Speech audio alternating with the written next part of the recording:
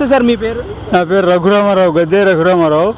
ఏం చేస్తుంటారు sir? Retire ఉపాధ్యాయులు, మోపుదవి కృష్ణా జిల్లా. Right sir. సార్ ఏ విధంగా అనిపించింది జగన్ గారి పాలన? 40 రోజుల్లోనే మన రాష్ట్రానికి సంబంధించి ఎలక్షన్ కూడా ఉంది. ఈసారి ఎవరు గెలిచే అవకాశం ఉందంటారు? అసలు ఉపాధ్యాయుడిగా మీ అభిప్రాయం ఏంటి? ఉపాధ్యాయుడికి చెప్పాలన్నా, మనిషిగా చెప్పాలన్నా, ఓటర్గా చెప్పాలన్నా ఒకటే మాట, జగన్ ఉంటే మనకి రాష్ట్రం అంతా నాశనం అయిపోతుంది. ఎందుకంటే ఒకటిసారి చూడండి, అతనికి విషయం ఏమి తెలియదు. ఏ విషయం తెలిసి చెప్పమానండి. ఒక స్టేజీ మీద చంద్రబాబు నాయుడు గారిని, జగన్మోహన్ రెడ్డి గారిని కూర్చోబెట్టి ఒక 10 నిమిషాలు డిస్కషన్ పెట్టమనండి. మధ్యలో కొంచెం పోలీసు ఎస్కార్ట్ పెట్టాలి.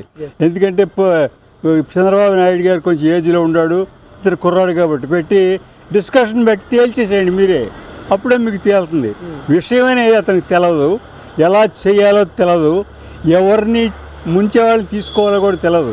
ఎందుకంటే 151 మంది ఎమ్మెల్యేలు ఉన్నప్పుడు ఎంతో బాగా చేస్తాడు కుర్రాడని నేను ఆశపడ్డా. అంటే ఓటు వేయలేదనుకోండి, అయినా కానీ వచ్చాడు కాబట్టి కుర్రాడు బాగా చేస్తాడని ఆశపడ్డా.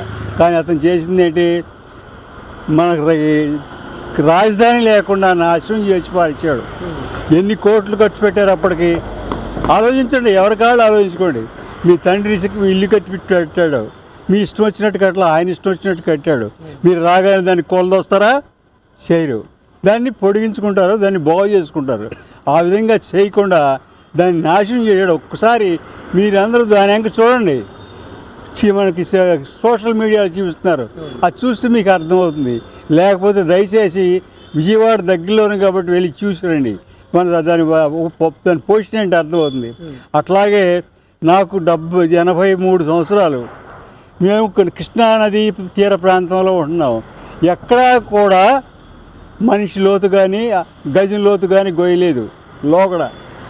ఇతను వచ్చిన తర్వాత కృష్ణానది చూడండి పొడుగున, ఎక్కడి నుంచి విజయవాడ నుంచి కృష్ణానది చివరి వరకు చూడండి, అన్ని నిలువు రోతు గోతులు, అన్నీ చండాలం చేసి పారేశారు. దీనివల్ల ఎంత నష్టం అంటే ఆలోచించండి. కింద నుంచి సముద్రం నీరు పైకి వస్తుంది. సముద్రం నీరు ఎట్లా ఉంటుంది? ఉప్పుగా ఉంటుంది. అది అతనికి తెలియదు. తెలిసిన వాళ్ళని అడగలేదు. ఆ ప్రక్కన ఉన్న రైతులని చెప్పేవాళ్ళు. ఆ నీళ్లు ఎక్కడ దాకా వచ్చినాయి? ఉయ్యూరు వరకు వచ్చినాయి. కృష్ణానది ఉయ్యూరు వరకు పక్కన ప్రశ్నించి ఉంటుంది, అక్కడ వరకు వచ్చింది. ఒకసారి మీరు పరిశీలించి చూడండి. జగన్ని పరిశీలించమనండి. నీళ్లు అక్కడ 5-6 అడుగుల లోతులో తీసి ఆ నీటిని పరీక్ష అక్కడ దాకా ఇవి ఉప్పు నీళ్ళు వచ్చినాయి. ఉప్పు నీళ్ళు వస్తే తోటలు కానీ పంటలు కానీ పై పంటలు అవ్వవు. అట్లాగే ఆ కృష్ణానది పక్కన మాకు కూడా కొద్దిగా వ్యవసాయం ఉన్నది. అక్కడ చూస్తే వేసవకాలం వచ్చేటప్పటికి మోటార్ నీళ్ళు ఉప్పుగా మారుతున్నాయి. వ్యవసాయం మామూలు కాలువ ప్రవహించిన నాళ్ళు తీపి నీళ్ళుగా మారుతున్నాయి. పోగానే ఉప్పు నీళ్ళుగా మారుతున్నాయి. లోతు తగ్గిపోయింది. సుమారు 6 మీటర్లు ఇసుక మొత్తం అంతా చేసి పారేశారు. ఆ విధంగానే ఎప్పుడు చూడలేదు జీవితకాలంలో. మనిషికి దాదాపు 10 మీటర్ల ఎత్తున ఇసుక పోగు చేసి దాన్ని వ్యాపారం చేసుకున్నారు వాళ్ళు. ఈ వైఎస్ఆర్సీపీ ఆయన భక్తులు ఎంత అమ్మారు, ఎంతకు వచ్చారు చెప్పండి. అట్లా కాకుండా ఆయన పంచినటువంటి డబ్బు ఒకసారి ఆలోచించండి అందరూ. ఆయన పంచినటువంటి డబ్బు ఒక అమౌంట్కి ఎవరికి ఎంత ఇచ్చారు, ఎంత మిగిల్చుకున్నాడు తను. మిగిల్చుకోకపోతే మొత్తం అమౌంట్ తేలాలి. ఇప్పుడు ఉదాహరణకి మనం బజార్ వెళ్ళామనుకోండి, 100 రూపాయలు వెళ్తే 4 వస్తువులు 4 పాతికలు తగ్గుతాం. ఆ విధంగా ఎంతమందికి డిస్ట్రిబ్యూట్ చేశాడు ఆ అకౌంట్ చెప్పమనండి, సరిపోతుంది. ఏ అకౌంట్ చెప్పలేడు. 12 లక్షల కోట్ల డబ్బులు నాశనం చేశాడంటే ఏమి డెవలప్ చేశాడు? రాజధాని లేదు, పోలవరం లేదు, విద్య లేదు. ఇంకా చూడండి, విద్య లేదు.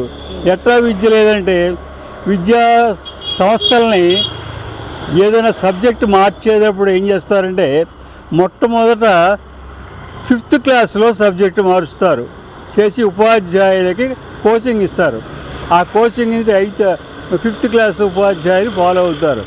అక్కడి నుంచి 6th క్లాస్ మారుస్తారు. 6th క్లాస్ ఉపాధ్యాయులకి కోచింగ్ ఇస్తారు. ఈ విధంగా 10th క్లాస్ వరకు వరుసనే మార్చుకుంటూ వస్తే ఉపాధ్యాయులకి ఆ సబ్జెక్ట్ అర్థమవుతుంది.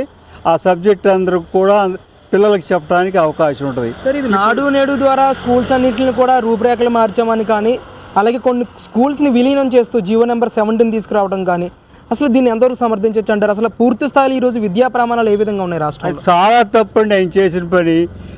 స్కూల్స్ని పూర్వం విద్యార్థులు దూరంగా ఉన్నారనే ఉద్దేశంతో చిన్న పల్లెలకు కూడా పూలు పెట్టి సింగిల్ టీచర్స్ ఇవి పెట్టారు. దానివల్ల ఎక్కువ మంది లేకపోవచ్చు, కానీ 10 మంది ఉండరు అనుకోండి, 10 మంది విద్యార్థులైనా పైకి వస్తారు. అంటే వాళ్ళు ఎవరో పూర్, వెరీ వెరీ పూర్. నాకు తెలిసిన విద్యార్థి ఒక అతను గొడ్డగాసుకుంటున్నాడు. దాన్ని చంద్రబాబు నాయుడు వేసాడంటే గొడ్డగాసుకునే వాళ్ళందరినీ స్కూల్లో చేరే ఏర్పాట్లు చేయించమని ఆయన ఆదేశించాడు. ఆ ఆదేశ ప్రకారం మా స్కూల్లో ఒక ఉపాధ్యాయులు, ఎలిమెంటరీ స్కూల్ ఉపాధ్యాయులు రోడ్డు వెళ్తా అంటే గొడ్డగాసుకుంటుండే కుర్రాన్ని అతని తండ్రిని అడిగితే, అతని తండ్రి చెప్పులు కుట్టుకుంటున్నాడు. అతన్ని అడిగితే ఏమని చెప్పాడంటే, నేను చెప్పులు కుట్టుకోకపోతే ఆడు గడ్డులుగా అయిపోతే మాకు జీవితం గడదండి, వాళ్ళు ఇచ్చే పెన్షన్ నా 3,500తో మాకు జీవితం గడదంటే, ఒక పని చేయి, నీ ఖాళీగా ఉన్నప్పుడు నీ కుర్రాన్ని పంపు, అప్పుడు టైంలో చెప్తా అన్నాడు మాస్టర్. ఆ విధంగా అరేంజ్ చేసుకుని మాస్టర్ దగ్గర కుర్రాన్ని పంపాడు. ఒక నెల రోజులు లేడు కుర్రాడు మంచి బాగా చక్కగా చదువుకోవడం, తెలివిగా మాట్లాడడం. తండ్రి చూసి, ఏమంటే నేనే ఏదో తంటాలు బయట చేసుకుంటాను కాబట్టి మా కుర్రాడికి మీరు చదువు చెప్పండి అన్నాడు.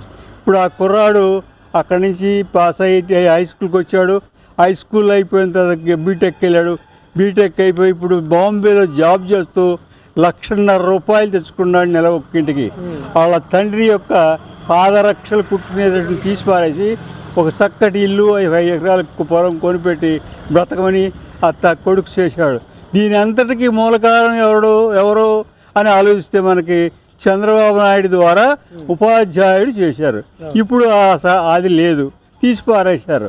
దీనికి ఒకటే మార్గం, 5 సంవత్సరాలు దాటిన వాళ్ళందరూ కూడా మండల కేంద్రంలో కానీ లేకపోతే జిల్లా కేంద్రంలో కానీ అందరినీ ఒకసారి చేర్చి ఈ విద్య అనేది అందరికీ వచ్చేటట్టు చేయాలి. ఆ మండల కేంద్రంలో ఉండేటువంటి ప్రతి విద్యార్థి కూడా ఆ స్కూల్లో చేరాలి. చేరపోయిన పక్షంలో ఏ రికగ్నైజ్డ్ స్కూల్లో చేరుతున్నాడో ఆ విషయం మండలాధికారికి తెలపాలి. ఆ విధంగా పెట్టేసేసి ఏమంటే అక్కడ విద్య, వైద్యం, ఆ షెల్టరు, ఉపాధ్యాయులకి ఇళ్ళు మొత్తం అన్నీ వచ్చు. ఉపాధ్యాయుల మీద చెక్కింగ్ కానీ పిల్లలకి మనకు ఎడ్యుకేషన్ కోచింగ్ ఇవ్వటం కానీ చక్కగా వస్తుంది. ఇంకోటి ఏంటంటే మెరిట్, దేంట్లో ఎవరు మెరిట్ అనేది కూడా అక్కడ తేలిపోతుంది. అప్పుడు ఆ మెరిట్ని బట్టి ఏ కుర్రాడు దేంట్లో మెరిట్ ఉన్నాడో దానికి ఇవ్వడానికి అవకాశం ఉంటుంది. ఇప్పుడు ఏమన్నా డబ్బులు ఉన్నాడు, ఎంబీబీఎస్ సీట్ కొనుక్కుంటున్నాడు, ఎంటెక్ సీట్ కొనుక్కున్నాడు, అట్లా బీటెక్ సీట్ కొనుక్కుని చదువుకున్నాడు. ఇది అందరికీ అందుబాటులోకి రాదు, అది అందుబాటులోకి వస్తుంది. మనం చేసే పని అంతా అదే. హాస్టల్స్ పెట్టారు, స్కూల్స్ పెట్టారు, ఉపాధ్యాయుల్ని పెట్టారు. మరి ఏం చేస్తున్నారంటే వీళ్ళు అటు ఇటు తిరుగుతున్నారు. ఇట్లా కాకుండా ఒకే చాట కేంద్రీకరించి ప్రతి మండలానికి, ఆ మండల కేంద్రానికి ఆ 5 సంవత్సరాలు దాటిన విద్యార్థి, ప్రతి విద్యార్థి దాంట్లో రిక్రూట్ చేయాలి. రిక్రూట్ చేస్తే ఆఖరిగా మరి రెండో అవకాశం కూడా అడుగుతున్నారు జగన్మోహన్ రెడ్డి గారు. ఇస్తే ఎలాంటి పరిస్థితి ఉంటుంది అంటారు రాష్ట్రంలో? ఒక కామెంట్ చెప్పండి. ఇక జగన్ కంటూ ఇస్తే రాష్ట్రం నాశనం అయిపోతుంది. ఎట్లా నాశనం అయిపోతుందంటే, నేను ఎరుగున్న తర్వాత మాకు 1949 ఆ ప్రాంతాల్లో ఈ కమ్యూనిస్టులకి వచ్చి ఇబ్బంది పెట్టేవాళ్ళు. అప్పుడు చూసాను రాత్రిపూట భయపడటం. ఇప్పుడు రోజు పగలు రాత్రి భయపడాల్సి వస్తుంది. ఎందుకంటే ఈ వైఆర్సీపీ గ్యాంగ్ ఒక సన్నాసి గ్యాంగ్ తయారైపోయి అందరినీ చాలా ఇబ్బంది పెడుతున్నారు. ఇంత ఇబ్బంది కాదు. కాబట్టి వైఆర్సీపీ అనేది రాకుండా పోవాలి. అది ఉండమని ప్రతిపక్షంలో తప్పులేదు, కానీ పరిపాలనకి అతను పనికిరాడు. అతనికి ఏమీ తెలియదు. నేను చెప్పాను కదా ఇందాకనే, చంద్రబాబు నాయుడు గారిని, మన జగన్ రెడ్డిని, అట్లాగే మన పవన్ని ఒకే స్టేజ్ మీద కొంచెం దూరంగా పెట్టి వాళ్ళని మాట్లాడమనండి. విషయం మీరు గ్రహించండి. ఎవరు బాగా చక్కగా చెప్పగలిగితే, ఎవరు మనకు చేస్తారనుకుంటే వాళ్ళకు ఓటేయండి. మీకు ఛాన్స్. నన్ను అడిగారంటే మీరు తప్పనిసరిగా చంద్రబాబు నాయుడుకి ఓటేయండి, గెలిపించండి. గెలిపించిన తర్వాత అడగండి, అంతేగానండి. ఇప్పుడు చూడండి, ఏ సభకి వెళ్ళినా ఎక్కడ మాట్లాడినా పొరపాటు ఏం మాట్లాడట్లా. అతను చంద్రబాబు నాయుడు పేరు లేనిదే మాట్లాడు. చూడండి మీ ఇష్టం, ఏ సభలోకి వెళ్ళినా చంద్రబాబు నాయుడు పేరు ఎత్తాల్సిందే.